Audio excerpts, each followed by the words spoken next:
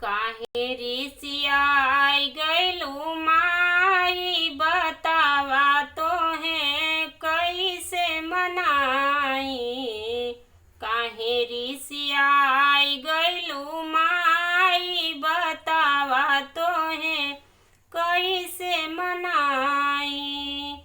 फुलवरिया क फूल माई भंवरा जुठरल। फुलवरिया क फूल माई भंवरा जुठरल। कवन फूलवा तोह के चढ़ाई बतावा तोहे कैसे मनाई।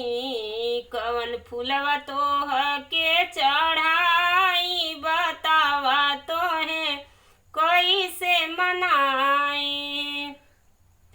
काहे रिसियालू मोरी माई बतावा तोहे कैसे मनाई। गैया क दूधवा माई बछवा जुठरल।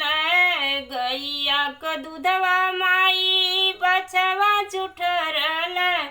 कवन दूधवा तोह के चढ़ाई बतावा माई कैसे मनाई।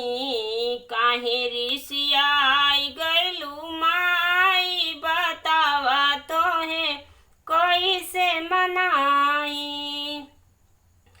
बगिया क फलवा तो पंछी जुठारे। बगिया क फलवा तो पंछी जुठारे। कवन फलवा तोह के चढ़ाई बतावा तोहे कैसे मनाई। कवन फूलवा तोह के चढ़ाई बतावा तोहे कैसे मनाई। काहे रिसियालू मोरी माई बतावा तोहे कैसे मनाई।